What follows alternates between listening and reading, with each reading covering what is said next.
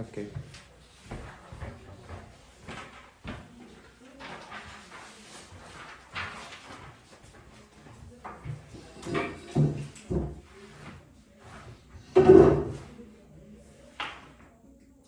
수업 설계 시작하도록 하겠습니다. 학생들이 단원 수준의 핵심 아이디어를 실생활에 적용하게 된다면 이들은 삶의 맥락 속에서 더욱 깊이 있게 학습을 할 수 있게 됩니다. 따라서 저는 단원 수준의 핵심 문장, 고체 물질에서의 열의 이동과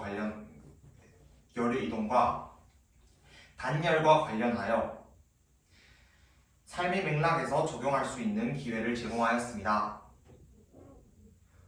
정리 단계에서 자료 3과 자료 4를 사용하여 열 전도율을 실생활에서 어떻게 사용할 수 있을지에 대해 학생들에게 설명을 해주었습니다. 학생들에게는 전도율이 낮으면 좋은 경우에 대해서 우선적으로 설명을 해준 뒤 실생활에서 적용할 수 있는 예시를 제공한 뒤 다른 방안으로서는 어떻게 실생활에서 적용할 수 있을지에 대해서 학생들에게 질문을 하였습니다. 이 과정을 통해 학생들이 스스로 핵심 문장을 삶의 맥락 속에서 적용할 수 있게 되었습니다. 또한 반대로 단열이 안 되면 좋은 경우에 대해서 생각을 해보는 기회를 가짐으로써 하나의 사고의 틀에 갇히지 않고 해당 차시에서 배운 내용을 더욱더 깊이 있고 넓게 적용할 수 있는 기회를 제공하였습니다. 이러한 방법을 통해서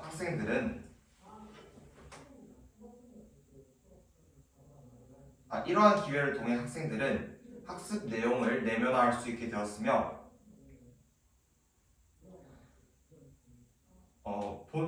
본 학습에서 이해를 제대로 하였는지 평가를 할 수 있게 되었습니다.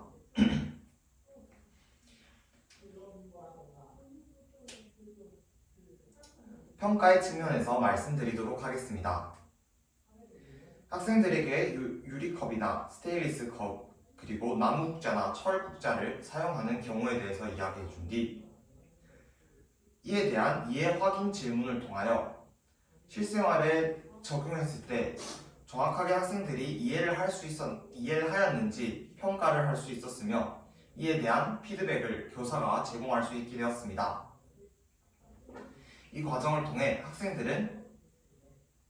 학생들이 수준을 정확하게 교사가 파악할 수 있게 되었으며 이를 활용하여 후속 차시에 활용하거나 아니면 부족한 부분을 추가 자료 제시를 통하여 채워나갈 수 있게 하였습니다. 이와 같이 삶의 맥락 속에서 적용할 기회를 제공한다면 학생들은 핵심 아이디어, 핵심 문장을 삶과 연계하여 깊이 있는 학습이 가능하고 이 과정을 통해 사유하는 학생으로 성장할 수 있습니다. 이상입니다.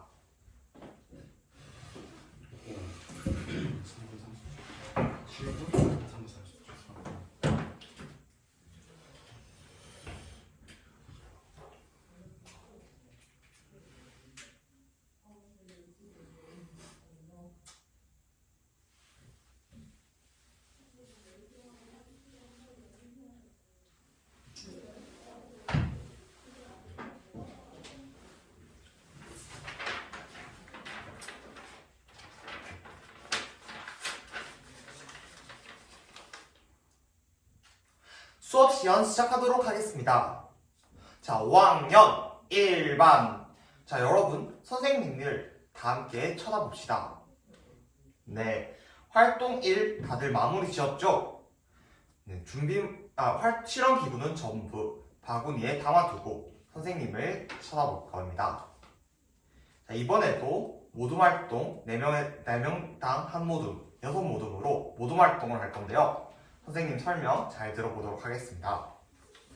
첫 번째로 활동 1에서의 관찰 결과를 정리하도록 하겠습니다. 두 번째로 열이 이동하는 빠르기와 관련하여 여러분들이 알 수 있었던 내용을 정리하도록 하겠습니다. 그리고 정리한 내용을 발표할 거예요.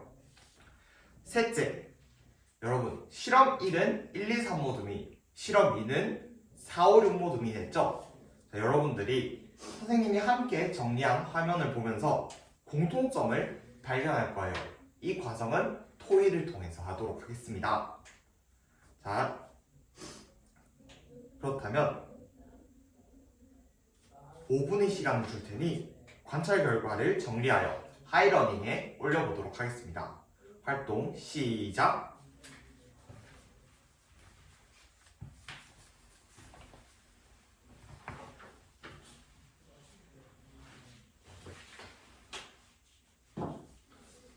이 모둠은 무슨 이유 때문에 서로 다툼이 있는 것인가요? 이 모둠은 지금 관찰 결과와 여러분들이 생각했던 예상과 서로 달라서 바꾸려고 했었는데 민철이가 지금 그것은 안 된다라고 하여서 다툼이 있었다고요. 선생님이 우리 활동을 하기 전에 뭐라고 했죠? 맞아요. 관찰 결과는 실험 관찰에 바로 적기 그리고 고치지 않기라고 했죠. 여러분들이 예상했던 점과 다르더라도 꼭 관찰 결과는 그대로 적어주길 바랍니다. 정직하게 할 수 있는 우리 이모든 선생님이 기대하도록 하겠습니다.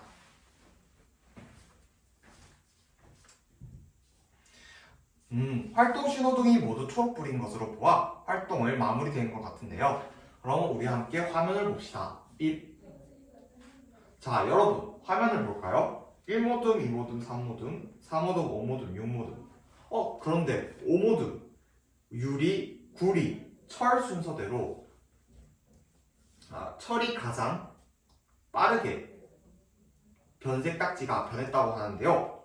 다른 모둠이랑 다른데 이 이유 무엇일까요?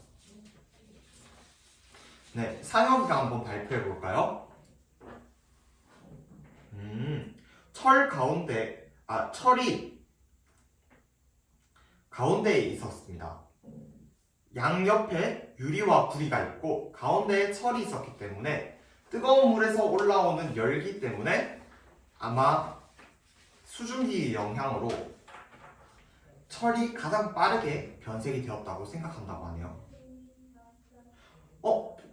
은지가 보충하고 싶다고요? 은지가 한번 설명해 볼까요? 철이 가운데에 있었기 때문에 다른 것보다 더 빠르게 그리고 더 많이 변한 것 같다고요? 하지만 많이라는 표현은 옳지 않은 것 같아요. 왜냐면 우리가 이번 시간에 뭘 배운다고 했죠? 맞아요. 열이 얼마나 빠르게, 물질에 따라서 얼마나 빠르게 변하는지에 대해서 배우기로 했죠? 그렇다면 우리 빠르게에 조금 더 집중하길 바랍니다. 그렇다면 여러분, 이번에 오모둠과 같은 이런 문제가 일어나지 않기 위해서 어떻게 하면 해결할 수 있을지 한번 생각해 본 뒤 발표해 볼까요?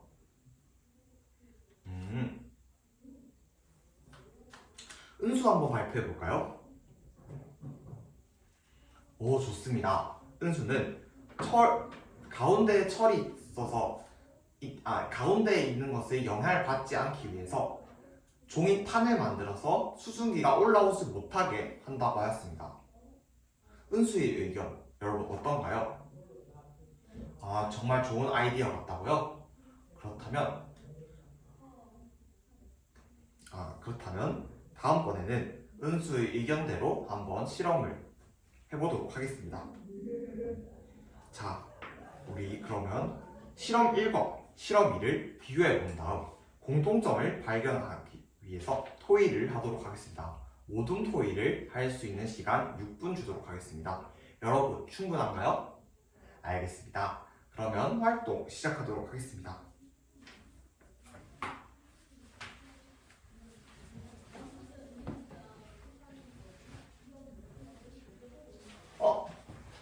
오모둠에선 지금 어떤 이야기가 나오고 있나요? 지난 시간에 전도에 대해서 배웠으니까 이 내용도 전도랑 관련이 있을 것 같다고요? 정말 좋은 생각이에요. 자, 선생님이 전도와 관련된 용어를 조금 이따가 설명할 테니 오모둠 꼭 발표해 주길 바래요. 활동 신호등이 모두 초록불인 것으로 보아 여러분들의 활동이 모두 마무리된 것 같습니다. 그렇다면 여러분, 실험 1과 실험 2의 공통점이 무엇인지에 대해서 한번 발표해 볼 모둠이 있을까요? 3모둠 한번 발표해 볼까요? 물질의 종류에 따라서 열이 이동하는 빠르기가 다를 것 같다고요? 좋습니다.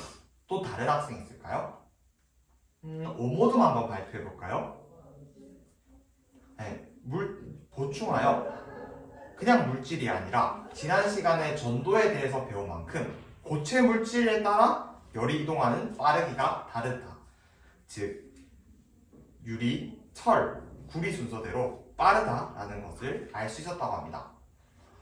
오모둠이 정말 좋은 이야기를 해주었어요. 선생님이 한번 정리해 보도록 하겠습니다. 삐. 함께 이 단어를 읽어볼까요? 열전도율, 열전도도.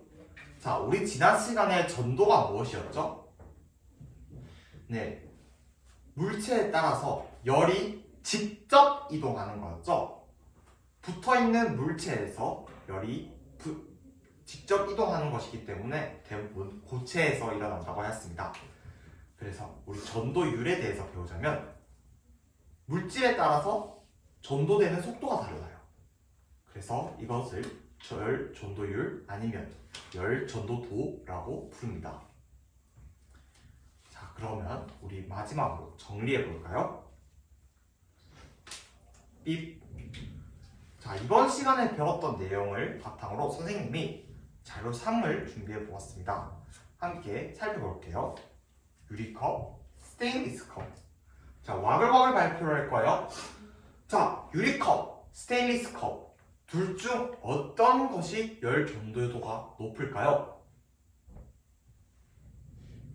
맞아요. 스테인리스 컵이 더 높아요. 그러면 우리가 평소에 사용할 때는 어떤 게 좋을까요? 유리컵이 더 좋을 것 같다고요? 스테인리스 컵이 좋을 것 같다고요? 스테인리스 컵이라고 생각했던 학생은 왜 그런가요? 유리컵이 쉽게 깨질 수 있기 때문이라고요? 이번 시간에 배웠던 내용을 조금 더 우리 이번 시간에 배웠던 내용을 바탕으로 한번 생각해 볼까요? 유리컵이 좋을까요? 스테인리스 컵이 좋을까요? 유리컵이 더 좋을 것 같다고요? 그렇다면 호철이가 왜 유리컵이 더 좋을 것 같은지 설명해 볼까요? 느리게 열이 이동하기 때문이라고요. 그래서 뜨거운 물이나 차가운 물을 담았을 때 손이 덜 뜨겁거나 덜 차가울 수 있기 때문이라고 합니다. 정말 좋은 의견이에요.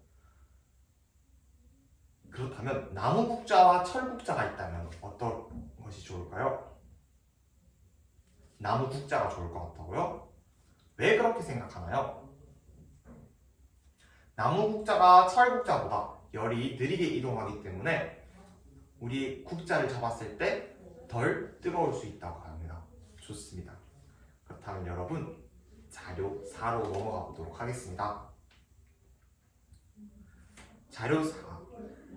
우리가 아까와 같이 선생님이 실생활에서 사용할 수 있는 것들에 대해서 보여주도록 하겠습니다. 아이스박스, 그리고 단열재를 이용한 주택. 자, 여러분, 이 둘의 공통점은 무엇일까요? 맞아요. 열 전도율이 낮다는 것입니다. 그렇다면 단열재를 이용한 주택을 사용하면 어떨까요? 집안은 더 따뜻하고 찬 공기가 잘 안 들어올 것 같다고요? 좋습니다. 호철이 질문이 있다고요? 어떤 질문인가요? 아이스박스는 차가운 것을 유지하는 데 사용하는데 우리가 지난 시간에 열은 따뜻한 곳에서 차가운 곳으로 이동한다고 배웠다고요? 그래서 따뜻한 데서 차가운 곳으로 이동하는 거랑 아이스박스의 차가운 곳을 유지하는 것은 서로 다른 것 같다고요? 호철이의 질문에 대해서 여러분들은 어떻게 생각하나요? 상혁이 한번 발표해 볼까요?